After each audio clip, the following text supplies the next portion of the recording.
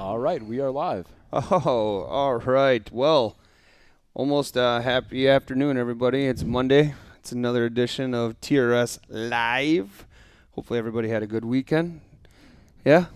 Beautiful weekend. Beautiful to be weekend. outside. Yeah, it Took was the nice. kids out sledding and did some fort building out in the snow. So, yeah, it was perfect. Awesome. So the voice you're just seeing and the gentleman I was just talking to, that's Justin Loehrke. He is here today. We're talking a lot about proposals for the 2020 spring hearing, right?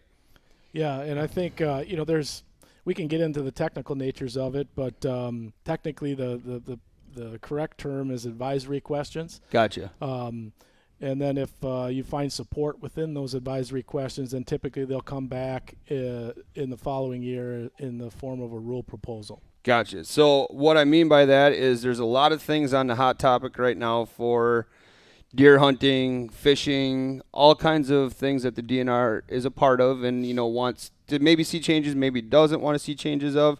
I've done my part of sharing a couple of things. We'll share some more comments and stuff like that in the comment portion today. But we are here to you have a little more authority than everybody else. So Trevor's joining me, Zach's joining me, I'm Matt, obviously here. But you sit upon the Winnebago CDAC committee, correct? Yeah, and I think it's even important to take that a step back. Yeah, 3 years ago I was elected to the Conservation Congress as a delegate for Winnebago County. Awesome. As part of that responsibility,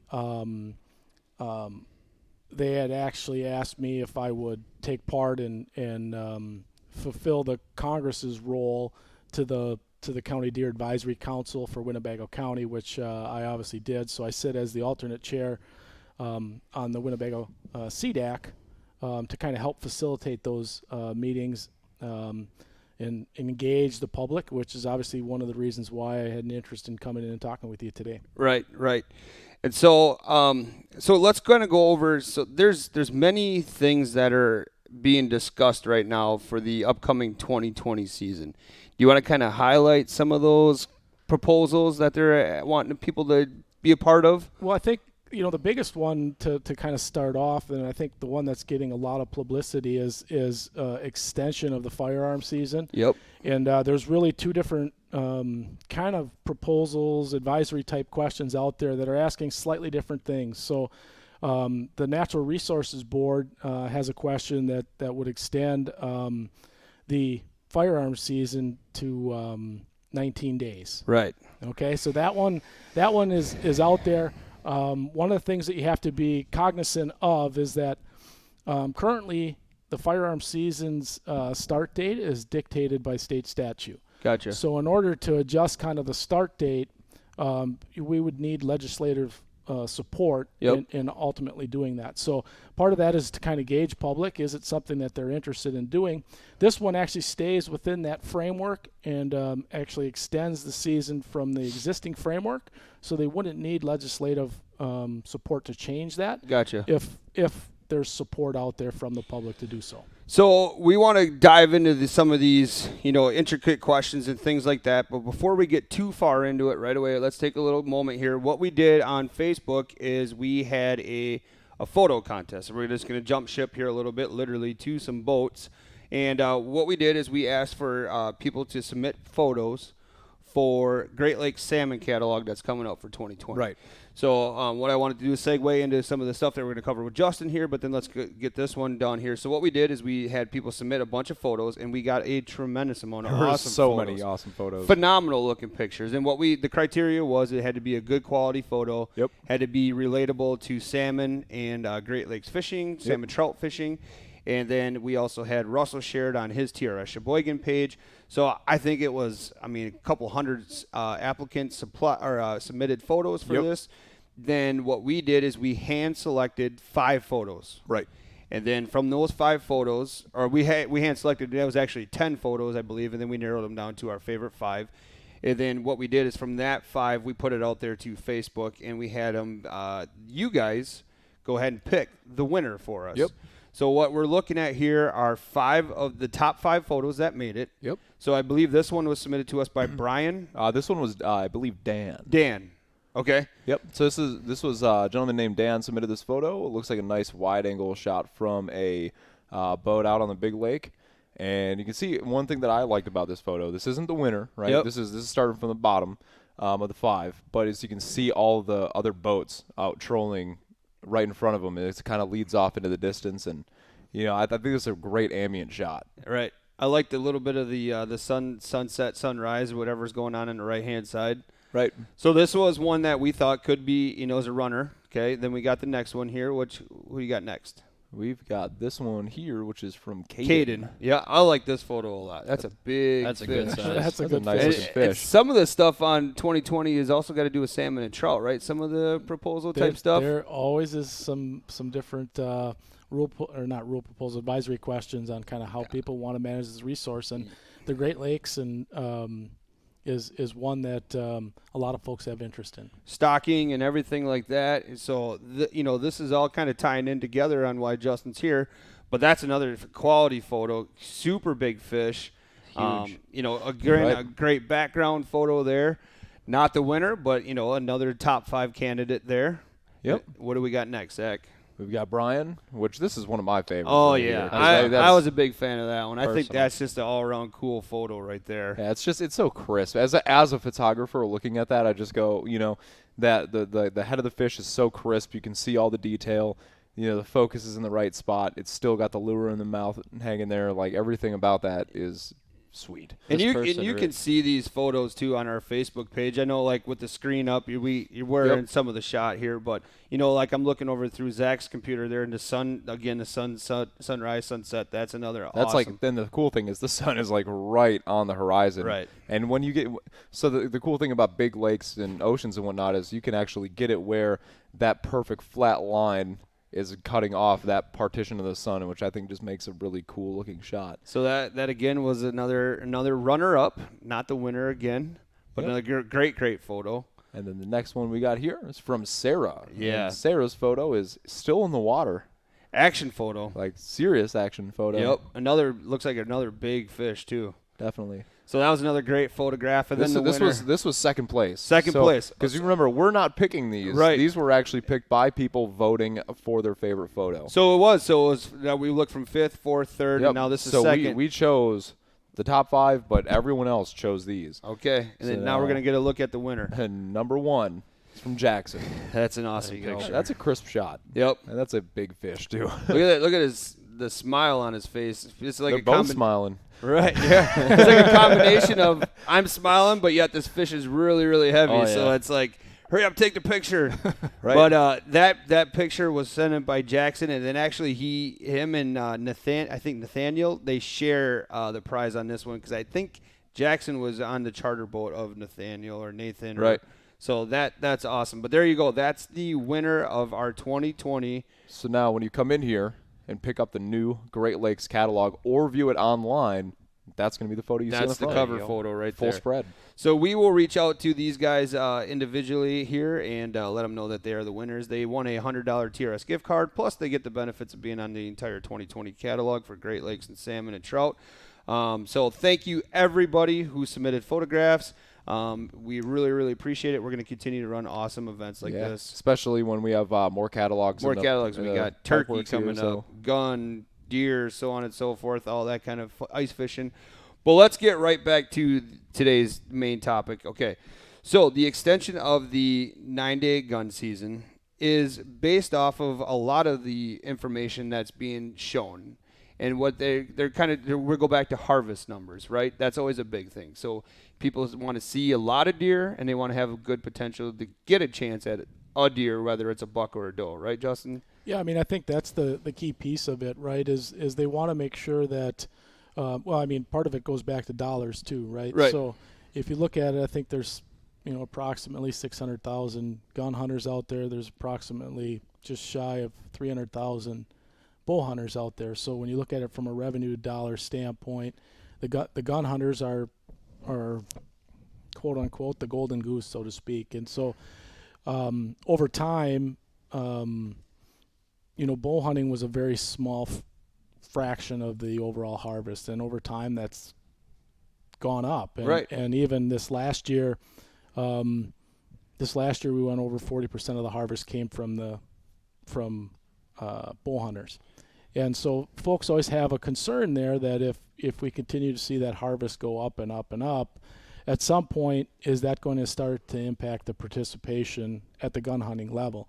And you're already starting to see some signs of that. The department has worked hard to try to encourage folks to move over into bow hunting, because frankly, if they can get them into the bow hunting realm, the opportunity then is they can sell them 2 licenses instead of 1. Okay. So one of the things that you'll see is that the department's done a pretty good job of it when you look at it just from a total authorization standpoint. The number of hunters, or the total individual hunters that are going out into the field, has actually declined, but the number of authorizations or permits or licenses, so to speak, to be sold to the public has actually been pretty consistent, if not slightly going up, and that's because you're getting more people that are doing both activities instead of one. Right. And so the proposal for the extension of the external 10 day, or the extra 10 days, is just to help those guys get better opportunities at deer, buck or doe, doesn't really matter. But, the same thing is okay, so a lot of the controversy is coming from the crossbow side of the world. And here at the Real Shot, we tiptoe around that because obviously crossbows are a huge part of our business. And we sell a lot of crossbows. We, work on a lot of crossbows. And most of the staff here is, we're on the fence whether you should use a crossbow or you shouldn't use a crossbow. But on the same side of that is, I look at it as whatever keeps you in the woods and whatever gets you in the woods is a benefit to everybody. Just because, some people might argue that point, but I look at it okay, so here's the scenario that I look at. If you have a younger kid and they can't pull the legal weight of 30 pounds back to shoot a deer with a regular bow, by all means use a crossbow. But on the flip side of that, I don't think it's the right way to go about it, and it's just my opinion. If you're coming in and the first bow you buy the kid is a crossbow, and then that's what they hunt with the whole time, and why I'm saying that is because a crossbow is a lot easier to use. It's very accurate, and everybody can be accurate with it. But I don't find it as intimate as shooting a vertical bow, and as enjoyable. Now, that's just my opinion. No, and I think those are all good points and fair points. I think even, one of my personal feelings on the crossbow thing is that they should have put a disclaimer or an exemption, so to speak, just like for somebody over 65. I would even argue for the folks that are under 12, because I got a daughter, she's 9, but yet now if this proposal and would advance and people would support it, now she's going to be limited to the month of October, and that's one thing. So that's one, just from a personal standpoint, but again, I look at it and go, okay, at some point you look at it too, that goes back to that harvest, right? I mean, I look at Winnebago County. Winnebago's probably one of the leaders, well, I wouldn't say leaders, but one of the more progressive ones when it comes to the use of the crossbow. I just pulled our numbers last year. You remember I said that those numbers would merge at some point? Well, last year, for the first time ever, we actually harvested more deer during the archery season than we did in gun hunting in Winnebago County. Wow. Okay. Now, part of that was because our buck harvest was so down. Yep. During the gun hunt, we were probably off our normal pace there a little bit, so that kind of had a negating factor. But even there, right? So now we're over 50% of our buck harvest came during the archery season. If you look at our crossbow versus our traditional bow, we're at 257 versus 190. Okay. So we're starting to get a pretty significant jump there in our buck harvest in the county. So that's crossbow first and then the vertical bow second. So it's 257 to 190 crossbow versus the vertical bow. Yep. So we're already shooting more antlered bucks during the archery season with the crossbow than we are with the traditional archery. Now, is that good, bad, or indifferent? I don't know at this point. Part of it, I always still like to remind people too, a lot of this change still goes back to the herd management component of it, right? Because there's a lot of different components that come into it, right? You have all the social side of things. Yep. Then you got like the traditions side of things, like, hey, we've always done it this way. And then you kind of get to the next part, the herd management, and then you get into a lot of these different preferences. When I tend to find if you put 10 people in the room and ask them how they should manage deer, you're probably going to get 10 and a half different answers. I agree. Yep. Yep. I totally agree. And so one thing too that, we skipped right to the crossbow portion is they're actually talking about advisory question is changing the crossbow season as well a little bit. Can you elaborate on that? Yep. So in that case, what they're looking at is starting the crossbow season October 1st, running it through the 31st, and then opening back up after the gun season is over. Wisconsin has a lesser weapon law, so if you have a firearms tag and you want to use a crossbow or any lesser weapon, you can use that to fill it. What they're trying to get away from is just having folks with an unfilled archery tag not buying a gun tag and using that too. So that's one of the reasons why I think that it's worded the way that it is worded. Okay. So real quick, we have a comment here. You took it from EC? From EC Davis. Yep. He says, I have a son who's interested in hunting, but can't pull the legal weight on a compound. I purchased a crossbow solely to keep him interested in the hunting sport, as Matt said. He is still practicing with his compound as well to keep that skill building. So that's one of those cool things that came with that crossbow, is that ability now that opens a door for a child. So right, and yes, so now that kid can go and and he can have the opportunity of being in the woods, and then if you feel comfortable enough that they could harvest something with the crossbow, by all means go for it. But as long as it got him into the sport that we all love and we want to fight. The thing about it is, no matter, we can share a link to a video that I was started watching. And what's the doctor's name that sits on the head of the board for the DNR? Dr. Preen. And he even said it during this video, and you and I both touched on it, that he needs people out there to vote. Like these spring meetings are set up for the public to voice their opinions. And that's correct. I mean, all these different questions are going to be on the spring questionnaire at the Conservation Congress. Every county in the state is going to be holding a meeting on the exact same day, which is April 13th. And that's where folks will have an opportunity to come in and not only participate in the discussion, because folks will have an opportunity to comment in front of the group, but they'll also fill out a questionnaire on kind of how they want to participate. The other important thing that they'll have is an opportunity to elect delegates. So like myself, I'm a delegate for Winnebago County. Every county is going to have 2 delegates that are going to be up for election. Okay. And so these are folks that are going to play an active role in kind of helping shape this, depending on what comes out of it. In some cases, interpreting it, right? So you got multiple questions on the ballot that are going to be similar in nature. Well, what happens if one passes and another one passes? Which path do they go and why? And so some of that's probably going to be shaped with the Conservation Congress delegation. And so those positions are, there's 2 positions that'll be available, a 2 and a 3-year term at every county. So I encourage folks to join the discussion, be willing to throw their hat in the ring if that's something that may be of interest to them. Yep. And get an opportunity to meet other people that care about conservation issues.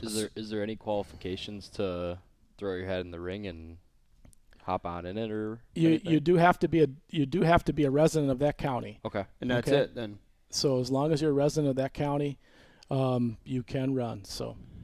And the thing about it is do that instead of voicing your opinion via social media or that kind of stuff. I mean, yeah, your opinions are heard at that time, but get out there in the public and meet everybody else that has maybe the same interest or not the same interest as you. And let's not have a straight up argument, but let's see the other side of the fence for a while and see why maybe that person feels that way. Right. You had referenced how to manage your deer herd. Is there really a right or wrong? We all try to do that in some shape or form, but you might also learn something that you didn't have a clue about. I believe in quality deer management. I try to practice it the best way I can. I don't own, a lot of land, or I don't have access to a lot of land. But the one thing I feel could be very beneficial for people is do a co-op of some kind. Meet your neighbors, work together. If you honestly want to shoot big quality deer and all that kind of stuff, why argue with the neighbor about that's my deer, that's your deer? It's not. Just work together and benefit everybody. Get a big deer. Right. Yeah, and I mean, the department's even done some of that stuff. So they have a program called DMAP now. Yep. Which is Deer Management Assistance Program. And it's really designed to get landowners working together. They have different tiers of that program depending on the number of acres that they have, and then the service that they provide to those landowners. So it can look at the deer health. Yep. They're going to be working with those landowners to kind of understand what characteristics to look. Is my deer herd improving? Right. And improving in ways that is sustainable, right? Because deer do have a negative, or can have a negative impact on the landscape if you have too many of them. Over browse, for sure. And, a lot of people, I encourage people all the time, if you don't think you have a lot of deer on the landscape, I encourage you to go out take a general spot in the woods and put an enclosure up, something that's going to prevent the deer from actually getting in there and browsing. Yep. One of the ways that a lot of people, part of it's maybe social media, some of it's part of some of the TV shows that we have out there, but everybody wants to hunt in those big, wide open, hardwoods, right? Right. Where you can see just miles Right. through. Mm-hmm. But if you think about it, in most cases, those are very unhealthy environments, right? Because Correct. the deer have browsed out Yeah. all the undergrowth, and that'll only last for so long before Right. you really start to diminish the carrying capacity of the land. Right, and it's too many mouths at the table is what it really comes down to. And now I understand, too, that that's isolated in pocket. Like you drive around now, and because we had such a wet fall, there's still a lot of standing crops yet. So you might drive by one, let's say, unpicked bean field and see 100 deer in that field. Right. And you could drive another mile and there may not be anything. Well, all those deer, they'll travel far distances right now just to get at as much food as they can. But as the summertime, in the spring, there's a lot more food for them, so them deer are going to disperse again. So, just because, your neighbor may have done hard work and did all the forestry management, the proper food plotting and all that stuff, well, you do that kind of stuff. No wonder he sees a lot more deer than what you potentially do. It all, like you said, it all comes full circle. And then you talk to some people about that DMAP program, and they're like, well, I don't want the DNR on my property. It's like, well, that's the wrong attitude you have to have, or you're having right off the bat. I mean, you have to realize these men and women are just there to help us, right? They're not there to make our lives a living heck. They're there to benefit us and to help us be more successful. Whether that's fishing, trapping, hunting, all that things above. So utilize the resources that you have. Well, a lot of it just is you get better outcomes that way when you have the dialogue going, whether that's working with your local biologist or working with one of the researchers too. I mean, there's a lot of folks that say, well, I don't believe this. The harvest is way down, the deer aren't there, but yet they're not willing to take the time to help kind of improve that science as well too, right? There's a lot of different citizen science programs that are available, whether it's Operation Deer Watch, where in the fall folks can drive around and document the amount of does, fawns, antlered bucks that they're seeing, and really that goes into the pool, and it just makes the decision that we make as a CDAC that much more beneficial, right? Because now we're getting data that's relevant to my county, Right. Instead of looking at it from a much larger area standpoint. And be truthful on those things as well. I mean, That's- when you fudge the numbers a little bit, it doesn't help anybody No. realistically. I mean, Not like at all. if you go out and you see 3 deer, tell people you saw 3 deer. Realistically, when you harvest an animal, they ask you how many deer you saw that night, so on and Yep. so forth, and just be truthful about it. It it's not. benefits everyone if you just tell the truth, and I mean, we're all just trying to improve the sport and enjoy the sport. And So stuff. think about it this way. So supposedly, and again, we came off one of our best deer seasons as far as deer numbers, right? Yep. They're saying we had one of the highest populations, where it was to the fact that they opened up. Misquote me here or tell me if I'm wrong, but most of the northern zones that were normally never open for doe or very limited doe numbers, every single one of them had some doe permits available, correct? Yep, most of them did have some doe permits available, and I think, there's, unfortunately, deer do not, they're not at the same density across the entire Right. state of Wisconsin. They're surely not Right. the same density across our county for that matter.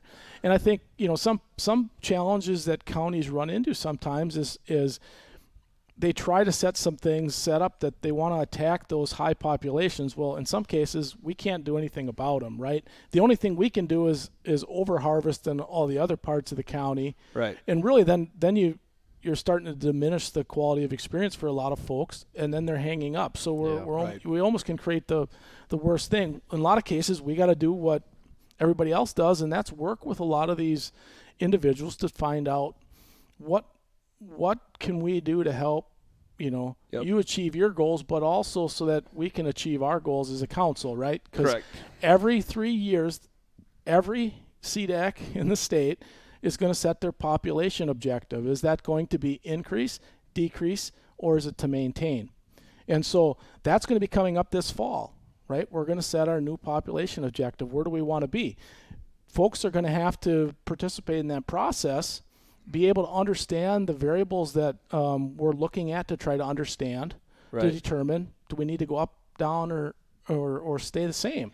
Now, early on in the process, we were trying to increase our population. We found that even if we cut our tags way back, we really couldn't increase our population all that much. Then we started to liberate a little bit more when we went into the maintain component of it. We liberalized, I guess, our tag allotment a little bit. We allowed more tags to be out there. We didn't go over crazy. I mean, we only allowed one free tag with the license, but that still gave people that were using both archery and gun, then obviously gave them 2 antlerless permits. Yep. And then we made bonus tags available, right? Because we wanted people to think about it that, look, if we're shooting an extra antlerless deer, is it one that we really want to take out of the herd, or we wanted people to be conscious of that, right? Because if everybody thinks that, oh, they're just giving out free tags, we got to shoot everything we possibly can, then all of a sudden you start getting those big pockets now that are devoid of deer. Right. Well, and do you want to get to that comment real quick? Which one? I believe it was from Brock. Was it Brock? Yeah. So we do have the comment from Brock Brantner. He said, even though I personally wouldn't use a crossbow until I can no longer physically hunt with a compound bow, we need to keep the crossbow season, all for restricting the crossbow season back. But if you end it at October 31st, many people with crossbows will miss the perceived rut period in Wisconsin and likely result in a drop in sold licenses. Many people don't start hunting until mid-October due to weather. People need to buy more into CSP, CRP, and managed forest law programs to improve their deer herd and start educating a little better on what deer to kill to manage a population. Personally, feel not enough people are shooting does and managing population, and then they get upset about not shooting mature bucks. Great point. Boom. A lot of good points in I there. couldn't agree more with I'm going to go to the doe portion of it all. Okay, so again, my opinion, take it with you like it or don't like it, throw it right back at me if you don't like it. But I mean, I was always a huge advocate for earn a buck. Yep. And that is another one of the questions that the advisory questions that are on the docket, right? Correct. So the only reason I didn't have a problem with earn a buck, and again, like if let us know why you don't agree with what I'm saying, is because I typically will shoot a doe anyways throughout the season. I would love, just like everybody else in Wisconsin or the United States, love to shoot a big giant buck every year, or a respectable 15-inch 8-pointer, whatever you want to do. But I also enjoy the meat. Yep. And so I also like shooting my bow. I like shooting my gun. So if I get an opportunity at a doe, I will take that opportunity just because it's good practice. And then, and on the flip side of that, you talk to so many people out there now, and I haven't shot a deer in 6 years. I haven't shot a deer in 4 years. And then but the whole time they're talking to you, like they're not having fun anymore. And I think we're taking away from that what it's supposed to be, and it's supposed to be fun for everybody. Yep. A discussion with one of my best friends. So I shot a buck this year. It's been the first time I've shot a buck in 5 years. Shot a really nice one, and I was waiting, and I had great opportunities at some nice deer. I just wasn't able to connect for whatever reason. Mm-hmm. This year, limited time, and I hunt some pretty nice area in Wapaka County. Limited time, I said, I'm not going to be picky this year. I know this woods has really great potential, but I wanted to shoot a buck again just to get back into fun of it. So I shot the first 12 to 13-inch 8-pointer I saw, and it happened to be the first night I sat in the woods. And then I was thinking about it after I was talking to people about this deer. They're like, well, you don't seem excited about it. I'm like, yeah, I kind I don't know. I think the perceived value from everybody else to me was going to be like, well, why'd you shoot that little deer? But then everybody I talked to was like, great job. Yeah. Did you have fun? Heck yeah. And I always tell people it can be a first, whatever you wanted to make it your first. Yep. First year with the bow, first year with this broadhead, first year with this, arrow, first tried a new release, new stand, so you can make it a first if you really want to. You just might have to, tweak it a little bit, but we have to get back to having fun of hunting. Well, I think that's the key piece, right? I mean, and it goes back to, I said it before, everybody gets fun out of different things and different pieces of it. If somebody is happy or wants to harvest a deer and it's legal, go for it, and I'll be the first one to congratulate you on that harvest. And I mean, it's, too many people, get so focused on other variables that are not that. Let's have fun. I mean, I think, I started taking out my two kids, and harvest has suffered a little bit, just because it's now about let's have fun as a family. Let's get them out in the woods. Let's expose to the outdoors versus just video games and computers and everything that's trying to suck them away from the outdoor lifestyle. It's always good to get them started early, because my dad took me out in the woods when I was like 9 years old or whatever for the first time, and absolutely fell in love with it, and still haven't shot a deer personally yet, but still hoping for that opportunity every time I go out in the woods to make a memory like that. So and that's what it is. I mean, to me, it's about making memories. My daughter, I bought a crossbow just for her because I was like, well, I wasn't necessarily I mean, I've always loved bow hunting. I mean, gun hunting. I mean, I go, but a lot of that was just because of. I mean, I did that since I was, Right. It's a tradition. Everyone's. Even that tradition has changed, right? I mean, when I grew up, 8, 9, 10 years old, we went with Dad, and we didn't hunt, we didn't have a gun with, but we were one of the drivers, right? We pounded every piece of brush there possibly was. Until we were old enough to finally be able to carry a gun. And so part of that is just bringing them along on that journey, showing them the outdoors in a way that they can't learn in a classroom. Correct. And you brought up a good point of deer drives. Okay, so that's a tradition that a lot of people did during the gun season. You don't see that as much anymore for a couple of different reasons. The main reason I don't think people ought to do it is because more people are trying to keep deer on their property. And safety-wise, it's obviously you can do a deer drive, super effective and all that kind of stuff. But deer drives don't happen as much because, first of all, people want to try to keep deer on their property. They're working harder, like Brock said. They're doing more forestry management. They're doing more food plotting. They're doing more trail camera type stuff. For a lot of people now, the enjoyment is getting a really nice picture on a trail camera. And then if you're lucky enough to harvest that deer, but then it's seeing, the numbers and everything like that. And I think it was you and I were speaking about it, with the deer drives too. Look at how safe Wisconsin has become during the gun season as well, just because a lot more people aren't doing that kind of stuff. Well, I think, part of it, there's probably two pieces, right? When you start maxing out the number of people, right, you get a lot of people that are probably as familiar or are not as diehard people in the woods. I don't want to say that's a bad thing. I mean, it's a good thing, right? Because you're exposing more people to it. But in some cases, that allows people to overlook some of the safety components of it. But you're right. I mean, from the safety standpoint, just from the number of incidents or even deaths, so to speak, that happened during the firearm season, that's dramatically gone down over time. And part of that is we're being a lot safer in how we go about doing some of the stuff. And I always think, so big misconception is TV does not do hunting a whole lot of justice. As far as like we watch some of these more popular hunting shows, and they're passing up 160-inch deer. They're shooting 190s and so on and so forth. You have to be real to what's in your area. Yeah. Right. If a mature deer in your area is a 3.5-year-old buck, well, then that's a mature deer. Yeah. So then you have to look at it like that way, like, okay, so I let go a year and a half or 2.5, and I don't care who you are. Like, still judging deer in the hoof is incredibly tough by age. Mm-hmm. You think you might be really good at it. You're No one. Yep. you're probably adequate Yeah. at best. Yep. Now, again, like, there's a lot more guys that are more skilled and more talented than I am out there, and they're going to argue me about this. I'm like, but seriously, until you get the jaw and you actually get the deer scored or aged, you might think it's a 3.5, and realistically, it might be a really nice 2.5-year-old. So we're so landlocked here in the state of Wisconsin that, you know, everybody gets the battle of the border type mentality, like, wow, this neighbor does this and this neighbor does that. There are tree stands set up on my property line. I get it. You pay the taxes on that land. You have all that rights to that stuff. But why argue about something when if we could work together on it and just build it better for everybody? Hey, man, you shot the deer that I had on my trail camera. Here's all the trail camera pictures of it. Handshake. Let's go have a cold beer and, you know, talk about it all.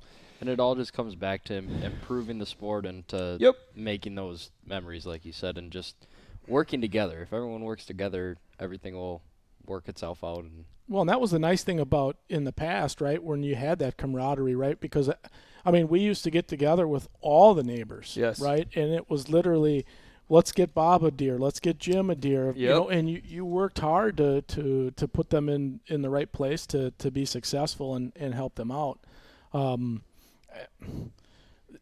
All you can do is continue to try to find ways to Right. increase that dialogue. I mean, our neighbors, you know, a lot of times we'll talk before season and say, hey, look, you know, this one, we're not going to shoot him. If you want to, that's fine, but we're not. Just know that if he comes across, he's going to be safe over here. Right. And it's amazing what you know, just having that conversation, it allows them to take that, well, if I don't shoot him, Bob's going to shoot. No. Right, no. They already know that Bob's not going to shoot If him it now, comes or my just- way, it's got a free. It's got a free got pass. a free pass, and on the other side of it though too, we try to work with them too. Like, hey, look, we're having some problems with deer browse. We're probably going to take a couple off. Are you guys going to be taking any off? And part of that's just opening the dialogue so you can have that conversation, so nobody's surprised that, you know, or why the Loehrke's shooting everything off this year? Well. You know, I mean, part of that's just having that dialogue, and people feel comfortable with it. They don't necessarily always have to agree, right? Yeah. There's times where we might disagree about for something, sure. but the dialogue's just important. Well, yeah, and like we talked about earlier, I mean, the overbrows. If you want to, let's say that, you know, that neighbor across the fence doesn't hunt at all, and that's great, you know, but they also care about their forest and how beautiful their forests look. Well, if we got 30 deer in a 2-acre area or whatever you want to, you know, a hypothetical number, that forest is never going to regenerate the way it should be. And so now if we can help each other out, we can, you know, make it more beneficial to everybody. So now Todd's on here. Todd says bring back back tags as well. Well, and that's, you know, there's been some chatter about it. In my opinion, you'd almost have to bring back the registration component of That's it a if you want to go people- down the earn a buck path, right? Because now, right, anybody could call in and say, well, I registered a doe, right? And so I would hope that more people would be honest about it, Right. but I do know that from a standpoint that, you know, there was some issues that there was even in the county too, where folks were, you know, they had to make sure they were cutting the ear because otherwise these deer were being registered multiple times for folks to get it. The one thing that I enjoyed about Earn a Buck, though, is it did put a little pressure earlier in the year on getting some of those does shot, which goes back to the management component of it. Yep. We also saw some larger deer. Yeah. Now, I don't know. It could be because of two different things. Number one, we kept our doe population in a better position. Yep. Because, you know, our DMAP representative on the council, they kept track of some pretty specific detail, and the average weight of the deer significantly went up when they started taking some of the antlerless deer out and got their deer a little bit more imbalanced. The actual size of the antlers, so people that were interested in horns, that also significantly took a jump. So like bucks that they were seeing that they would say, well, this has to be a 3.5-year-old. They were finding out, look, these are only 2.5-year-olds now. But part of that was just getting the herd back in balance. And a better rut. You see a way better rut when there's fewer does because they have to work a little bit harder to, find that receptive doe in the area. I noticed that as well. There was a couple years where I shot a couple more does, than I did the year before. And then all of a sudden I started having amazing ruts and my buck sightings went through the roof, where I was seeing, in my opinion, a 3.5-year-old plus deer. I was seeing multiples per season rather than all these little forks and spikes and all that kind of stuff. Smaller, your year and a half old bucks. Yeah. That you see, it's interesting too because it's it almost seems now in some cases too where you have these multiple size fawns come September. Yep. And part of it is because I think, if you have these pockets within the county that have a large deer population, so more of those does I think are getting missed the first time and the second time through, and it's taken a third time through. So now when you talk 3 months difference on those fawns' birth months, that's where you see such a significant difference. I mean, there was fawns come September that were, tiny. Right. Yeah, then that deer's that chance of survival for that deer is a lot less just because it's born so late into the year.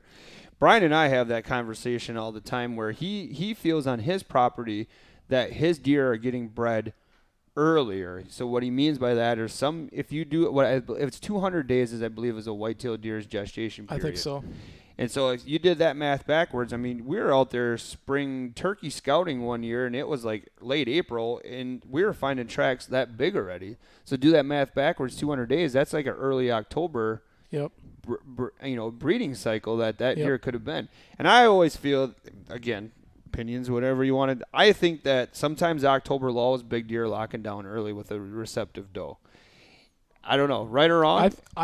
There might be a little bit to it. I still think the biggest component of the October lull is driven by pressure. Yep. The deer are starting to realize they're being hunted, and because more people are getting out into the woods, and it's starting to put some of that pressure on. They need to get past that point of I don't care anymore. Right. Now I got something else on my mind. Right. and then they kind of throw out that whole component of it. Yep. And when they got other things on their mind. But I think that component is a piece of it. It's also one of the challenges that you have is when you start to continue to shift more and more folks out in the beginning of the season, you can have the tendency then also now to start to push those deer into those pockets where they're not going to find pressure. Correct. Right? And so one of the challenges you come then is if gun hunting is the time, and it always has been our time in Winnebago County to get the majority of our antlerless harvest, if you start to push that away, and so those deer are dispersing, finding places where they can be safe, you bring on gun hunting, and if they're already now into those places where they can't be accessed, you almost create a double-edged sword, right, from a management standpoint. Because now how are you going to get to them? Because now everybody's going to say, well, I can drive down the road and out next to Sally's woods that nobody's allowed to go in. There's 40 deer out there. They're feeding all day long. Right. But you can't get to them. Nobody can get to them. The hunters can't access them. That's a good point, too. And so that's the one challenge that I always see is as we continue to make – because otherwise I would say let's just change bow hunting into the golden goose, right? Let's make them the golden goose from the standpoint of let's get the majority of our harvest done early in the year because it has benefit. Right. That's one of the differences, right, between the two gun proposals where you're extending it. One starts the normal season. The other one would start the Saturday closest to November 15th.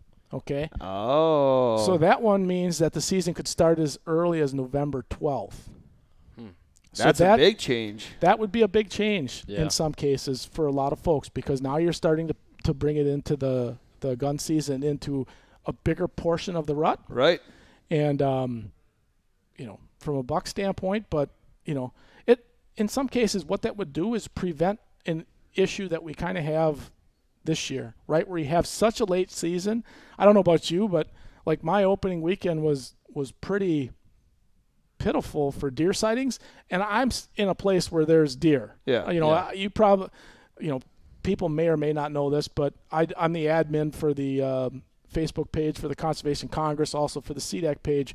I posted a few pictures of 9, 10, 11 deer out in the field.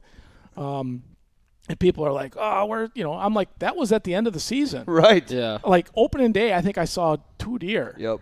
And I'm like, should I gauge my population on the 2 deer I saw or the day that I saw 11 or 15? Now, see, I knew those deer were there. So, we did a lot of communicating with a lot of different stakeholders in Winnebago, and our goal was to try to get them to feel more comfortable using the one tag that they had. Right. Okay? Instead of giving them more tags, we said, look, we're holding tags back, so we actually need you to be more aggressive with that tag. So even if you're not seeing stuff, know, right? Yeah. That there should be a healthy deer population out there. You shouldn't feel bad for filling that tag. So I fill my tags from that standpoint. But even there, we probably could have shot a couple more deer. What was the feelings of when you were talking to people about that kind of thing? Like, don't feel bad to feel that tag. Well, I mean, I think there's a certain set of the population that just won't feel it regardless, right? And those, I get it. Those folks, I really can't, I can encourage them till I'm blue in the face. I'm just not going to change the behavior. No. Right? But I think there's still a large percentage of folks out there that when they realize that, hey, you know what, the council's going to actually hold back the number of free tags because we want you to encourage you use the ones that we do have out there. Because, I mean, it'd be different if we were using 30 or 40% of those free tags, it'd be different. But all we're asking them is to go from 20% usage to 25 or 28. Right. It's not a huge jump. And that would give us the harvest that we were looking to accomplish. Now, part of that problem is we didn't really probably account enough for the late season. Yep. But, our buck harvest took a big hit, but our antlerless harvest really wasn't off to the same level that our buck harvest was. And I think part of that was just having that conversation with folks saying, look, we need you to be a little bit more aggressive, or otherwise we do have to go probably down the road to do some of these other things. Yep. Let's go back to some of the questions here now. Again, now I believe this is something that you had sent me maybe, and are these are more of the advisory type questions on here? Yep. So this one, the one that you got up now, is the license fee, right? So a lot of people have been clamoring for years that Wisconsin's too cheap. For non-residents. For non-resident license. Yep. And so they got a chart on there for competing states. I'm one of those people. I spent my October out in Colorado chasing elk and bear and that's quite a fee to get out there and so I mean, there you're talking, an elk license is expensive. Yeah.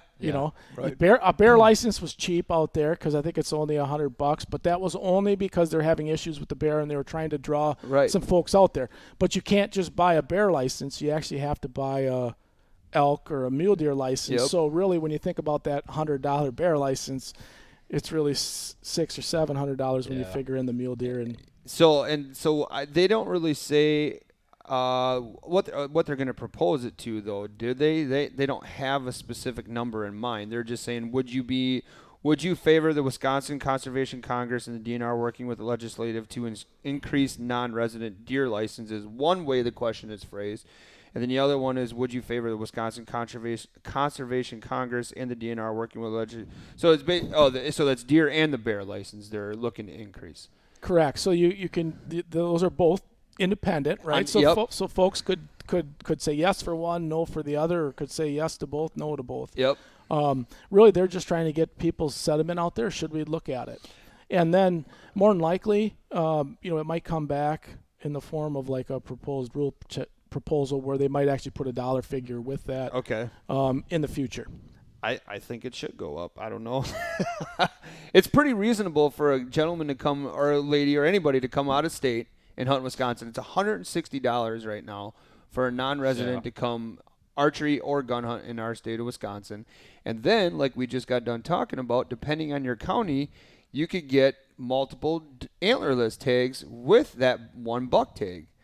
Right now, I'm in the process of applying for Iowa, and not even thinking about drawing a tag. I'm already $200 into that application fee, Yep. Yeah. and that's just to go there to potentially shoot a buck with my bow. Yep. You know, where by the time I get into this, and I'm glad my wife doesn't watch this show as much. It'll be almost $600 to $800 to Yep. go there and shoot a deer, and not Yeah. including travel. You know, if I got to pay a trespass fee or something like that. You know. Yeah. You know, and I can give you some of the different reasons on why maybe folks have been reluctant to it, because I think sometimes it's good to hear both sides too, right? Yep. You know, I see the fact that I go out to Colorado and I pay a premium for it, and I still do it, Yep. right? You know, I think when we first started going out there, the licenses were 300 and some, 350. Now they're like almost 600. Right. And so you see that creep up there. But on the flip side of it, there's a lot of people that say, well, you got a lot of people coming back, family members Yep. coming back, Yep. and kids, college kids, and so how much do you really want to charge them to come back and hunt Yeah. on the family farm where Correct. they've grown up and hunted too? So I see some of that, and that's where part of it's like, well, let's throw it out to the public. Let's figure out where they really stand. I mean, is this something that there's overwhelming support for, or is it something that, we're split 50-50, or is there overwhelming opposition to it? Yeah. Do you think that could ever be it would either have to be a complete raise, or like they couldn't do a mirror type thing, right? So if you go to Minnesota and spend over $200, would a non-resident Wisconsin guy, would a Minnesota person come into Wisconsin just pay that same price for what it would be for us to go to hunt their state? Would that ever work, or would you just have to increase the price of one set area and just go from there? I think they'd probably have to just do an Increase. increase, and I think part of that's I'm not positive on that one. I think it probably would take legislative approval to do so. They've been reluctant, on fee increases. This might be one that they might entertain at some point. Right. But it's also complexity too, right? Like part of it, in your situation, right? Iowa would be a different one than Michigan and, Right. and Minnesota, and all of a sudden now people are looking at it going, I can't even figure out how much Right. I do. It's I'm not going to very get it. confusing. And so people don't do it. And I don't know how much you guys pay attention on social media, but there's probably a component to it when you look at the complexity of some of the stuff where Yeah. people are always asking questions, trying to figure out, is this season open? Is this Right. not? I mean, that's one of the questions on there too, is just, can we just eliminate some of these things so that folks just know, like It's a little bit more clear. for even the people. gun hunting standpoint, right? Right. You got the traditional 9-day gun season. Then you have the muzzleloader season, 10 days. That runs into a December antlerless hunt. Yep. Yep. Right? Then after that, then it's like this opens up. Well, then you got these metro Right. gun units and Holiday extended hunts season, the and- holiday hunts, yep. and people are going, look, I'm just struggling to even know when I should be out there hunting. Right. And some folks are like, maybe the simple approach might be easier because people just know, look, I got 2 weeks. Yep. I can go out Yep. there and get it done with a gun. Yep. Well, and I know that's another one of the advisory questions is the elimination of the holiday hunt. They had brought that one up as well. And, that you have to understand that not every county has a holiday hunt. Like Correct. Waushara County was in it, I believe, last year, and Waushara County was not in it this year.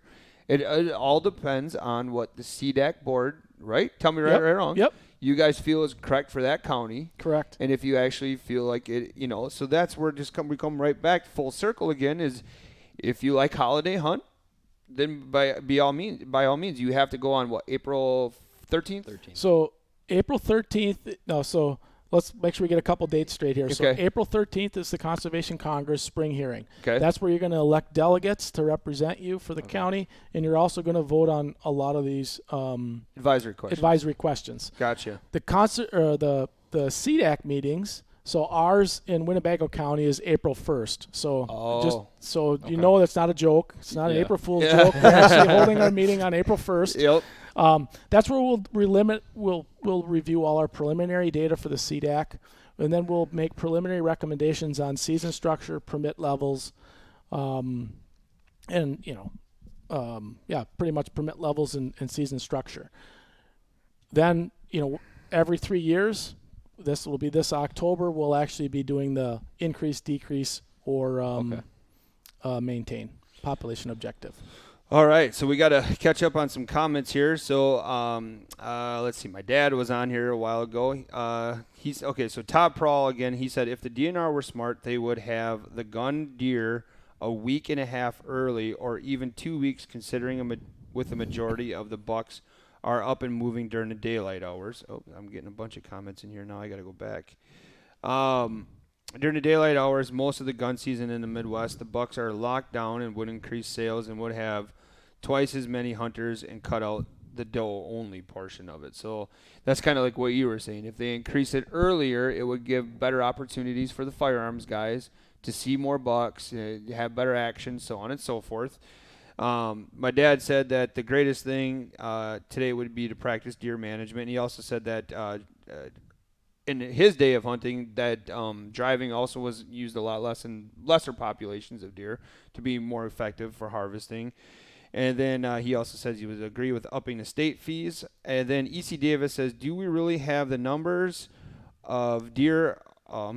Do we really have the numbers of out-of-state hunters to raise the price to compete with Iowa and Kansas, etc.? That's a good question. Yeah, how many are there usually that are applying for those out of state? I don't know if it's. I don't even know if I have it with me. We can probably take a look at it and dig it up. I mean, it's not. In this, do we get a lot of out-of-state folks? I think we do. I agree. You got to remember Iowa is a lot smaller state, right. and it's got to limit the number of folks that come into it, and so, we'll sell the license to anybody. Yeah, Wisconsin will, and so it's not a draw. Right. I mean, you can get a buck tag and an antlerless tag. So I don't think that's necessarily a. And I thought that was also one of the questions that I didn't. Some of these questions I didn't understand, but weren't they talking about what was it for bear licensing? A different like a lottery versus the point process. Well, there's this. As I mentioned before, typically legislators have not been open to really doing a fee increase, right? Because there's a certain segment of the population out there that's looking at it going, look, you keep raising these fees, I can't afford to continue to do it, right? And so that's kind of in the back of their mind. Now, what legislators have kind of been rumbling about and kicking around is this idea of a limited draw type of thing that like we do for the elk season, right? Where it's it's kind of like a raffle, so to speak, lottery for people can, whatever it is, $10, I think it was, and that throws you into the bucket, and then they draw a certain number of people out there. Right. So, I mean, could you do some unique things if that passed? Yeah, you could. So, like, if you wanted to, maybe, I'll throw a crazy idea out there, but, say this rule proposal passes, right, and you lose your muzzle loader season, right? Because now you just got a 14. It would all be all roll into. Just all roll into the firearm season. Maybe you wanted to give out 1,000 permits for early muzzleloader season. You can put it before. You could even put it before bow season, right? Kansas does it. You raffle it off. It could be like a velvet buck hunt, like some of these western states do. Yep. And you could raise a significant amount of money, where you now you can alleviate some of those cost pressures you have from some of the license declines. That's a good way to put it too. Yeah. I mean, if you want to know how many out-of-staters, just during gun season, drive around public land and see what a lot of license plates say, I get it. My brother moved out of the state of Wisconsin. He moved to Illinois. He comes back on occasion to hunt the state. It's $160 for him, but if I wanted to go to Illinois, I'm paying like $400. And some of the areas of Illinois are draw only, so like like Iowa is. And you got to remember, to those people that say that, well, that's the thing, it's a tradition, those people are consciously making a decision sometimes to move out of state. Just like, an Iowa guy moving to Kansas, they're making that decision. One of the things here is we have a really great customer of ours owns property in the state of Iowa, has a Wisconsin residency. He can only hunt his property that he pays taxes on in Iowa every 4 years, unless he wanted to go every other year for the shotgun season or whatever it may be. But if he wants to bow hunt, he still has to apply. The question is that right or is that wrong? But that's the way Iowa says they're going to do it, and they're going to hold you to it. And that's, again, but you wonder why like guys like myself and a whole bunch of other guys want to go to the state of Iowa because we got big deer in Wisconsin. They supposedly, Mark can tell you the same thing, we have bigger deer in Iowa. You know, you look at a lot of other things, soil, habitat, corn, beans, all over the place. There's a lot of variables. It's all farm fields out Right. there. Yeah, it's rich in mineral. Rich in mineral, yep. John says, I own land in Florence County, and I have a good population of does on the property. My one complaint to Wisconsin system is if I can't get a doe tag. To that fact, they go on during the week, and I am working with no access to be able to sit on the computer / phone. Wish there was another way to make a doe tags available. So he's saying that when that early draw season comes up for the northern zones, you have to. It's a draw portion. Like if it's first come first serve. Well, and that's something too that you can look at. I don't know how many. You said it was John. Yeah. I don't know how many acres you have, but that might be something too. You could look with your neighbor. Oh. If you needed to get into that upper into the upper groups of the DMAP program, because one of the things that they'll do as part of that DMAP program is if the biologist comes out there and does some examination and stuff like that, what they might do is offer you antlerless permits, and I think they're at a discounted price. I think it's like $2 or something like that. Because if if the biologist says, "Hey, look, you guys could actually afford to harvest a few more deer," that would be one of the ways that you might be able to kind of like accomplish a that. back way around it, but still being able to improve the. Well, what it allows people to do, right, is it because somebody has a hot spot. Yeah. I don't have to manage the county to that hot spot, right? Correct. I got a tool now that I can say, hey, look, here's the DMAP program. Have a biologist come out there. If he agrees that, hey, you know what, you have too many deer, we'd like to see you harvest a few more of them, right? They can try to make those tools available to you. There you go. And so that's an option. It was kind of modeled a little bit after the deer damage program. Yeah. But it's just a different way of kind of going around that for private landowners that don't necessarily fit the agricultural commitment. Or don't want to open their properties up for other people to come hunt their land. I mean, that's part of that crop damage is from what I understand is your property is open to anybody because you have a problem with deer numbers. So you have to, if you're not going to harvest those deer, somebody's got to harvest them for you. So that's a great point. I wasn't even aware that the DMAP could potentially help you with that. Steven says, for the bows, let the user pick the weapon that they feel most comfortable making a clean kill. I'm a farmer, and if I go out and I'm just struggling to read today. If I go out and it would be a crossbow and my kids and I can use the same weapon, when in Dodge County went to rifle, it was an easy decision to take the rifle over a shotgun. My only issue on the earn a buck is not being able to shoot a buck opening morning and feeling the need to shoot the first non-buck so I can harvest a buck. Tons of deer around our farm this past year. Took 2 out of 17 in the field in 19 just over 250 yards. Nice part was snuck up and picked the biggest second time on my belly shooting. After dropping the buck, they didn't know where I was. I had a clean shot on the doe, then I could get back and harvesting my corn. I agree. I mean, the one thing that I've always said is, why can't I fill my buck tag with my gun tag during bow season is what I mean, like this year. So I think one thing is they should give you 2 tags, 2 buck tags. If you want to fill in both of the bow, fill in both of the bow. Like maybe like Missouri does. Missouri offers you 2 buck tags. If you don't shoot one, I think in the early season, then you can fill potentially 2 in the later season. I shot mine early, my first sit, I shot my buck, and now I sat the rest of the year until gun season hit before I could potentially shoot another buck. So what you're saying is if you want to do both seasons or whatever, bow and gun, just, put them all together or whatever, and if you want to shoot it with the bow. I guess you would have to say it's a non-select weapon, right? So if I truly, like Justin was I love like to your bow doe tags are today. Yeah, I love to bow hunt. Yeah. If it was up to me, I would go bow hunt and bow hunt only. And then if I shot my buck, okay, now I have another buck tag that I purchased. You obviously have to purchase that tag. Yep. Now if I wanted to shoot another buck with my bow, now I'm done. Yeah. If I shot 2 with my bow, now I'm done. You're good. And then I don't know how other people feel about that one, but that's Personally, and again, it's all just opinions or whatever, but I love to shoot my bow. I mean, I've gone gun hunting. Yes, you can shoot a deer with a gun or whatever. I feel that it takes a little bit more skill to shoot it with a bow than a gun. But, I mean, that's just my personal opinion. My thing is, my thing with gun hunting is you're hunting more hunters than you are deer. Right. A lot of it's pressured deer.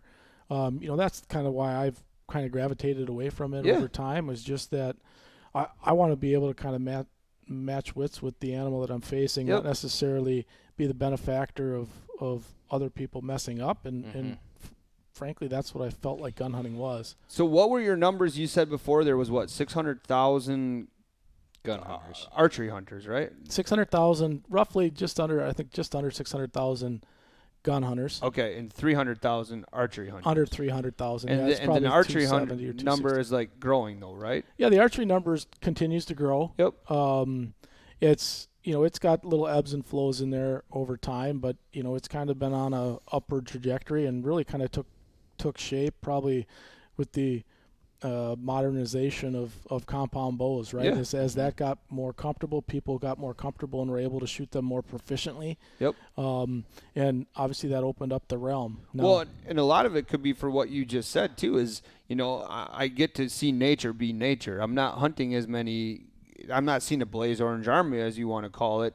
I get to see a squirrel run up and down a tree and not run for his life. I can see a deer walking through the woods and maybe make a grunt or a bleat or, chase a doe or whatever it is, where instead of just running for their lives. So that's what with the opening of the crossbows to everybody, no wonder you're seeing that switch to go to the archery, because, when people come to the store and they're first getting into archery, we get excited for them because, it's just another person to the hunting, which makes less land availability and all that kind of stuff. I understand all that, but the season's better. It's longer.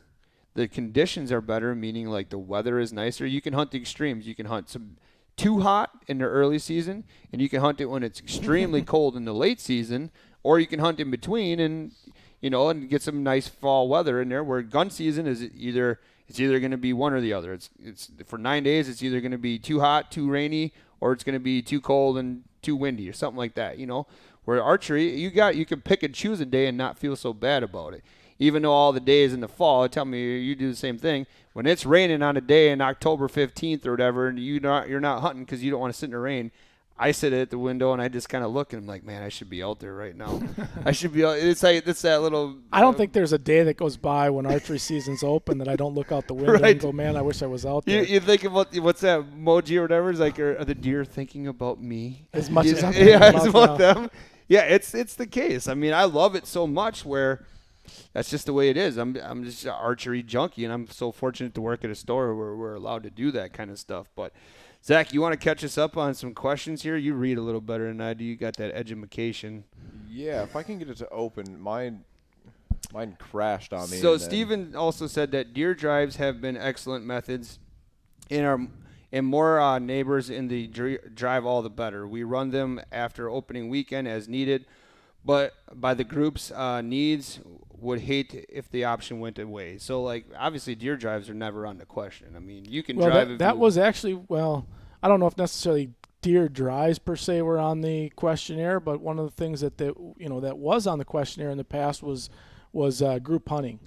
Oh. So that was one of the things that was in years past, and I think it was last year it was on there, and overwhelmingly people didn't support eliminating it. They wanted the ability to still be able to group hunt during gun. But yeah, you can't party hunt during archery season. Correct. Why can't you do that? You can pass on that question if you want.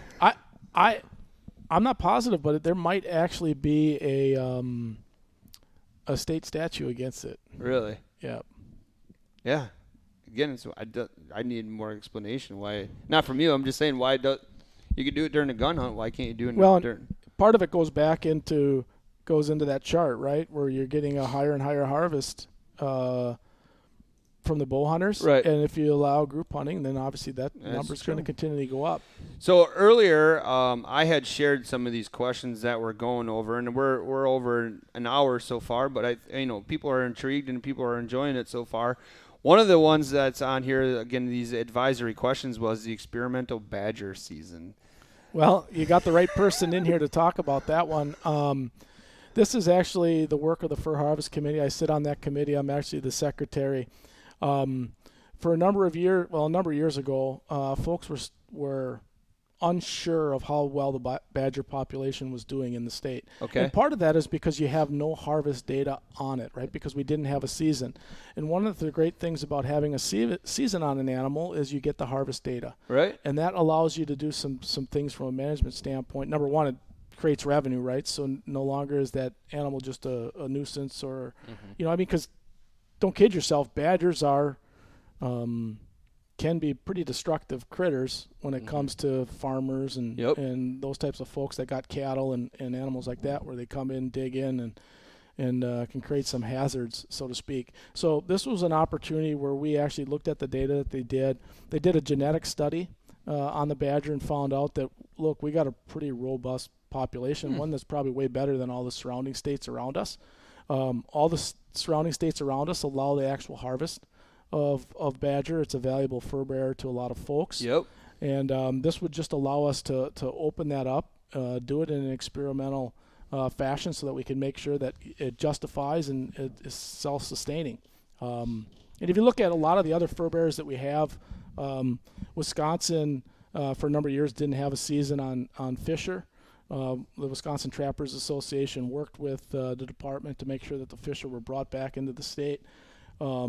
And after a number of years, that population continued to grow and expand, and they reintroduced a trapping season on the Fisher, and continue to do so. And a lot of the data that we have today is because of that harvest that we have. Right. They've been able to determine that, what was traditionally core Fisher habitat back in the day, the Fisher are not using it the same way that they were in the past. Really? And what we found out was that the Fisher were actually migrating south and west and east and moving into the more agricultural landscape.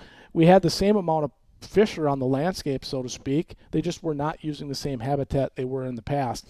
And so instead of being panicked by this data by saying, oh, the Fisher are gone, no, it was actually we were able to document that they were moving, and that's part of the benefit of having a harvest season. Well, that's a great way to explain that potential why they would have that season then. So like I said earlier, I had shared some of these questions that we're going over in the comment portion here.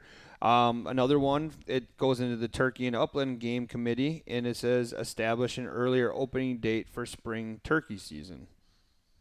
In some states they open up in March. Correct. And I think part of the comments there come into how they try to line up season framework. So if you have a season that's too early in the season, sometimes that can cause some problems. That might even be some of the challenge folks have with having too early of a gun season. Yep. Is because now all of a sudden you're getting too close into that breeding season where it starts to disrupt it. And you got to remember that the breeding season is there for a reason. It's the reproduction component of it. We all depend on that reproduction in order to make sure that resource is sustainable. So there's a question on there that allows folks to say, hey, would you support opening it a week earlier?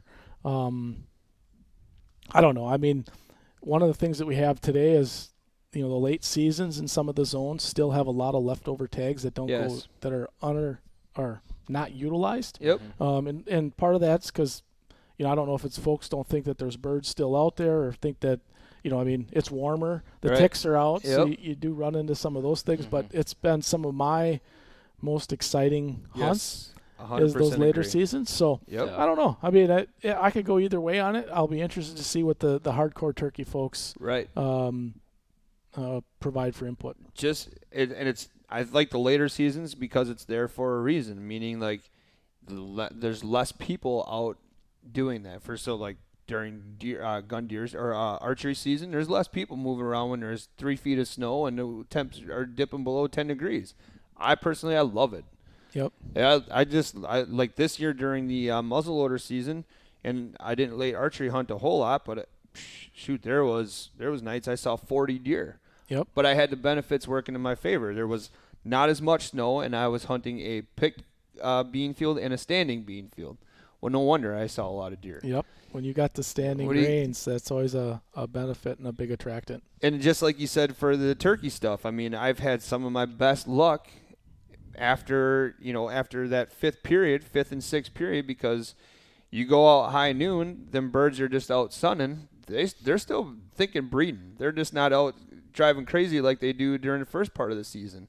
Less people out there, and I find that you can call to them a lot easier. Well, and I like the fact that, I always try, I said we really don't do a good job of promoting this, but for the turkey hunter fanatic out there that wants to shoot multiple birds, those later seasons are the seasons that they have the ability to actually go out and do that. Yeah. And so if you really, from a harvest standpoint, there's a lot of this kind of organic type of food interest from a lot of the millennials, where they're kind of like looking for those, food that's not grown and picked up in the grocery store. Well, here's an opportunity where you want to go harvest multiple turkeys. You have the ability to do so.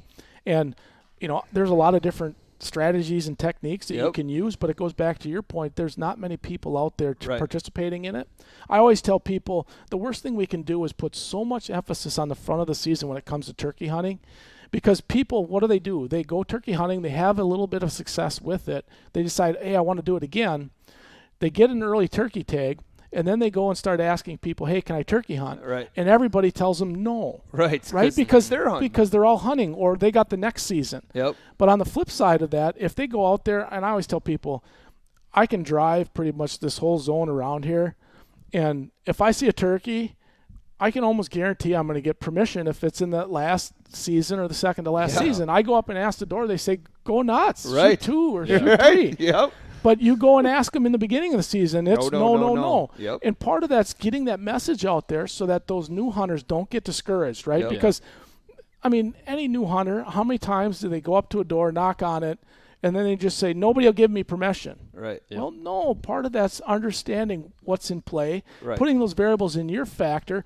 You know what? Then you'll get to know some of these landowners, right? Yes. You'll get to know these landowners, and those landowners will say, yeah, hey, just let me know what you get season next year and come on back out. Correct. Yeah. Because they know you, they feel comfort level with you. Yep. Versus if you come and knock on their door, brand fresh, and say, hey, I want to take the first season, most of them are going to tell you to. Right.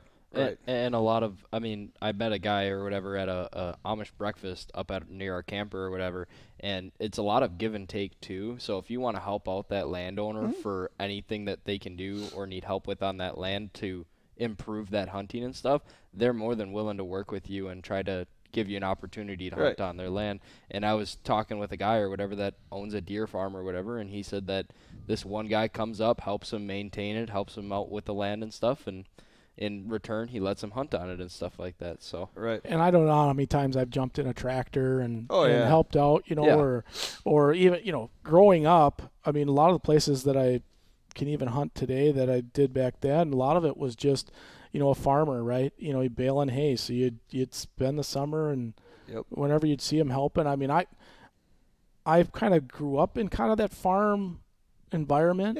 So I kind of feel comfortable around it. I know some folks are just a little bit, out of place, but part of that's just getting comfortable with it. I mean, like even in the fall, right? One of the things that I'll do if I'm hunting a certain landowner's property, especially if they're a farmer, I usually check in most times. I try to arrive a little early if I possibly can. And I might even ask them, hey, you need a ride over there? Because that's what's going on in the fall is they're trying to harvest. And a lot of times they just need a ride over here to get to this equipment, a ride over to this equipment. And just doing those small things can make will make a big difference on working with those landowners. And you can't do that enough. But you have to be, you got to be sympathetic too. Like, just don't go there and be like, can I hunt your property? I'll mow your grass for you. No. They're like, no, that's not the way it works. I would say go about it in the reverse way of it. Go there not expecting to hunt. Ask for, obviously you have it kind of in the back of your mind. And just drop, not really drop a hint, but like, hey, if it ever opens up, don't always ask for free either. Ask for the payday. Say, hey, how much? How much? How much? And if you start building up a relationship. Because right now, I mean, leasing property is expensive, owning property is expensive, but just opening that door little by little is going to increase your odds. But if you go there with if you ask, they say no, then just say, okay, hey, I understand that, but just keep me in mind. And first of all, if you need help with anything, let's go that way first, and then work your way into it. And like Justin was saying, eventually you could potentially work your way in on that. But back to that turkey stuff, I love the late. I've reaped more birds in the late season. That's my favorite thing. I killed my biggest one reaping it, and it was the 6th season, and I shot it like 10 o'clock. Like, I'm just head to toe sweat because by the time I shot the thing, it was 90 degrees. And you got to be full camoed up because the mosquitoes are so bad that them birds they're receptive. And if you can get in tight so what I mean by reaping, I'm not, it's where you take a fan or you take a tom decoy of some kind, and you don't really call a whole lot. It's like taking a buck decoy and getting in on a buck. As tight as you can get to essentially going them, in there challenging you're them. challenging them. So I pushed up on this one bird. I got to about 100. And I had his hens coming my way. He cut them off and pushed them back into this corner where I swear I hunted this bird for 3 years. I called him Tom Norris because he was just – I couldn't get him. Like, his routine was he'd fly down, go across the creek, and he would stay in this one corner. And I would hear him gobbling all day long. And then he'd come right back. But where he was roosting is off the property line. I say everything in Wisconsin is based off property lines. It really, truly is. I want to get to that spot. Well, it's on 3 different neighbors, or whatever. So then he'd do the same thing, and every year I try to get closer. Then finally I drove by on the 6th season. I seen him out there. I was seeing his tom out there. So again, back to my story. I pushed up close, got within 100. The hens were curious. With my tom decoy, he corralled them back in the corner. It just happened to work where it was a deep ravine. I dropped down in the ravine, and I got within 50. And all I had to do was flash that tom decoy, that fan out there, and it was game over. I shot that bird at like 10 steps. It was insanity. That's my favorite hunt because and they'll come in fast. Oh yeah. I mean, I think I had one that was almost at the end of the barrel. If I had a bayonet, I probably could have got him. Yep. But it was like, I could see his whole body, and there was like a tree there, and I had the tree, and I'm just like, okay, put your head on the other side of the tree. Right. It was it's from intense. me to you away. Yeah. It was, and to me that's. Just to see him, you get in close and you can, maybe he's not excited at that point, but like as soon as he sees that, his head just instantly fills with color, and you're like, you're already in trouble, game buddy. Over. You're in trouble. Well, and the other thing too and we were on the turkey tangent right now, but I like the later seasons because you can sleep in. Oh yeah. The chances of you shooting that bird directly off the roost are there, but not nearly as good as during the early season. So sleep in, man. Don't get up at 3 o'clock in the morning. Sleep till like 7, 8 o'clock, then go out. Yeah, I'm with you on that. I think the later seasons, you can drive around 10, 11, 12 o'clock. That midday period to me is like the best point because you're looking for that bird out kind of on those old, a lot of times in like the old strutting areas where he's got some green grass. He's out sunning himself. Yep. You drive around, all the back roads, you can quickly identify with mapping, who you got to talk to get on these properties. Yep. Over time, they get to know you. Yep. And they're just, go, no problem. We better be careful here. We're going to give away all our turkey tips, and we're gonna be mad because we're going to drive around. There's going to be guys hunting 5th and 6th season now. I honestly, that's probably the best thing you could do, right? Because it's the best thing for the resources to use some of those tags up. I still think you guys should do a little film one of these years and go put it in action because I think it would be a lot of fun for folks to kind of see how fun and productive that later seasons can be. That the old intro to TRS Live, there was a turkey film. That was my Tacticam footage from when I blasted that bird. 27-pounder. Like, I was like, dude, you shouldn't be that big this time of year. Yeah, especially that late in the year. You should be like 20 pounds. Yeah, usually they're losing some weight because they've been so so active. But, so that's what I'm saying. That's why I knew it was Tom Norris because that bird was like 5 years old. He was a mature buck style. So. All right, well, cool, man. I think we covered a lot of good things today. Did we browse? You've been looking at questions. Do we got a couple we got to catch up on here quick? I thought this one was honestly a really good one. Just getting back into like archers versus more like gun hunters and stuff. And it was by E.C. Davis. It says, do you think that there's more archers because of education, but also the milder falls or winters? Or what are your thoughts on increasing the numbers for archers? I think there's a lot of dynamics in play there. Yep. I think I look at my own personal. I started bow hunting. I had nobody in my family that bow hunted. So I started gun hunting at 12. I think by 13 or 14, I bought my first bull.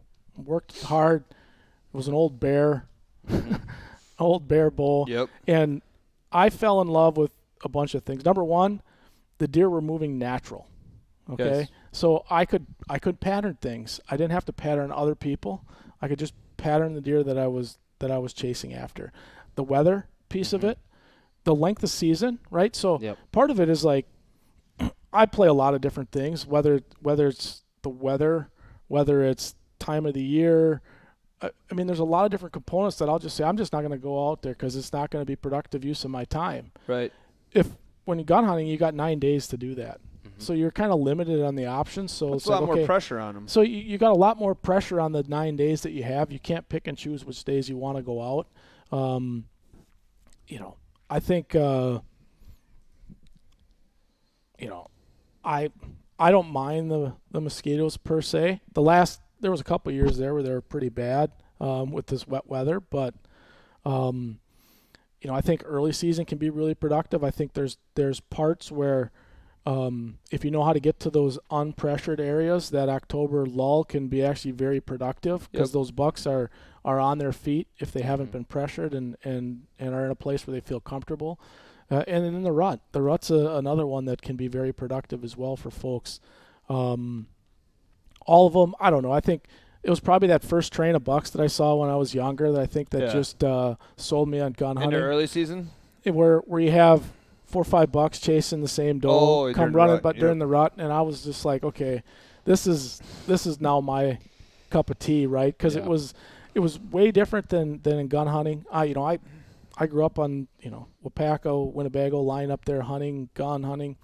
We used to see a lot of deer up there. Oh yeah. I mean, when we drive a woods, it wasn't uncommon to kick out 30, 40 deer. Right. Now, if we hunt up there, you're not going to kick out that many deer. And part of some of that is just the habitat change too, right? We had the population too high for too long, and that probably created some challenges. Yep. And those things are subtle. They're hard to see, but that's why I encourage folks to take your biologist up, have them come out and take a look at your property. It's not enforcement that you're bringing out there, and I think there's a lot of benefit to working with them. I'll give you another trapping example. For a lot of years, trappers had complained about the bobcat. Hunters and trappers had complained about the bobcat tags and not enough tags being put out to the public and being too conservative. Well, a lot of it was understanding of really what was happening. And so trappers, working with the department, actually created the largest bobcat study in the country here in Wisconsin. It was done with voluntary effort. It was trappers that were incidentally catching bobcat. The state was coming out, putting collars on them, and they were actually able to determine mortality rates for cats. And they were able to determine that, okay, our harvest mortality is way less than what we actually think it is. We can actually increase the number of tags, keep keeping it a target rich, so to speak, environment for folks because they care about harvesting big and large cats. Yep. And they were able to do that just through the help of those trappers. And that's working with the department to get a better understanding of things. So if you really think that, hey, you know what, we don't have the deer that the department has, then I encourage you to work through the channels that you have to help them get better science so that they can make better decisions for you guys in the future. That's a great point. Cool. Well, I do want to, we got to wrap this one up here. I just want to kind of run through. Scott here we got a bunch of great comments today. We love the feedback that everybody's given us. If we didn't get to your comment, I do apologize. We wanted to try to get through as many as we can, and we went over by roughly about a half an hour. But we had talked about the crossbow stuff earlier, and this is why I am in favor of the crossbows, not having as much regulation. Because Scott says, I'm a 55-year-old male who has had 2 knee replacement surgeries and have 2 bad shoulders. He goes, if I could pull a compound bow back, he definitely would do it, which is what we hear from majority of the people. Yep. Everybody loves it, like we talked about, the intimacy of archery, shooting a vertical bow. They unfortunately have to shoot a crossbow just because of whatever reasons. He goes, if you change the crossbow season to the end of October 31st, that would force me to quit hunting. And he goes, that would force me to quit hunting. I don't even start until the middle of October. What would give someone the right to take away something I love so much because they can shoot a compound bow? I bet if you turned the tables on this and told the compound bow hunters they would have to quit, the end of October, it would be a different story. And I agree 100% with, so he's basically saying if the tides return and crossbows were the way and vertical bows were the privilege, kind of like the way it is now, crossbows being, allowed, but, on the flip side of it, I would definitely be upset about that. Well, it's going to be interesting to see. I mean, if it does go through and they put it into place, it'll be interesting to see what happens, right? Right. You're probably going to lose a few folks. A few folks are just going to say, fine, you don't want it, my money, I'm done hunting, and I'll walk away from it.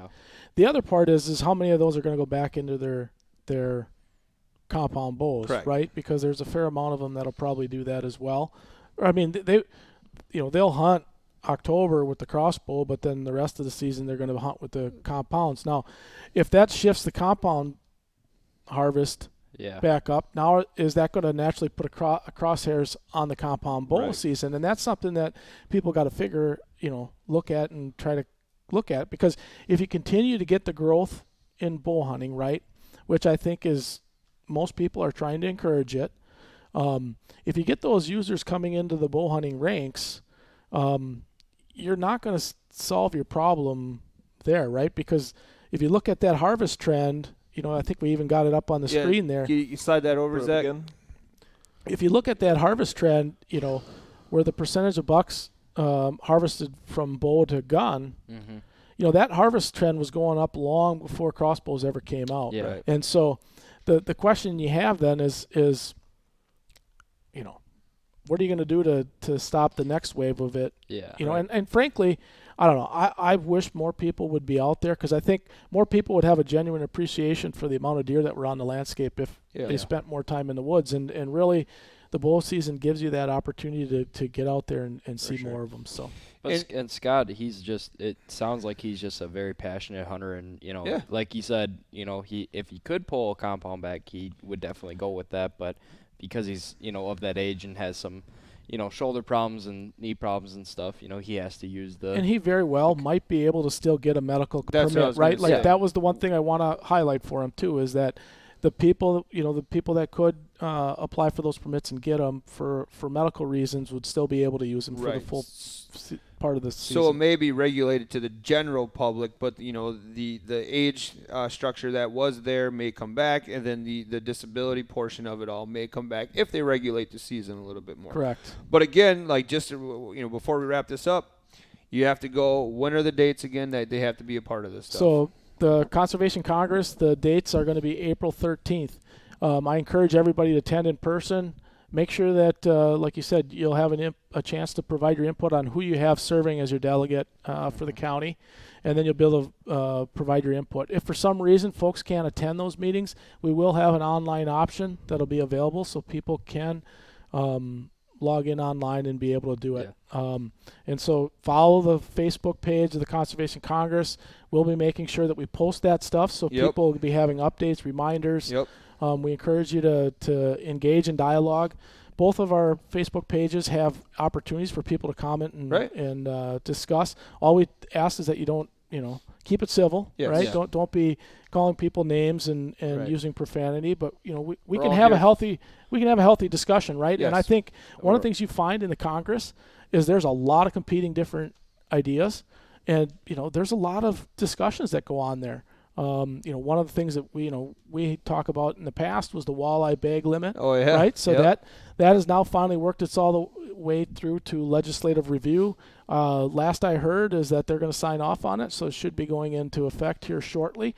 But part of that's the process, right? There was a lot of folks that agreed, disagreed. But let's have that discussion. Let's talk about it, figure out what's best for the resource long term. And we're all here for the same purpose, because we all love the outdoors and what it provides for us. So back to your original question. April 13th, Conservation Congress spring hearings.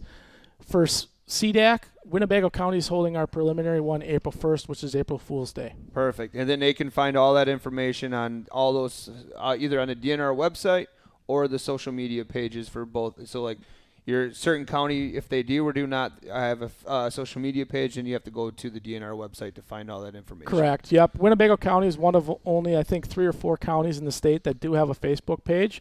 But even if you don't even if you don't necessarily hunt in Winnebago County, feel free to follow our Facebook page, because I think a lot of the discussion and the information that we share is going to be relevant to your county. There's going to be a lot of ways for you to be able to apply what we're doing in Winnebago County to your county, and it'll probably help you engage in a way that will help those folks understand what you're really trying to accomplish.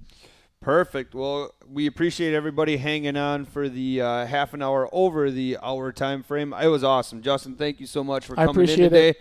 Great having your knowledge in here. Again, remember all their social media pages, find everything like that. Go to the DNR website. But biggest thing we can leave you with here today is just be a part of it. Get out there in the public and voice your opinion, whether it's good or bad. Like you said, keep it civil.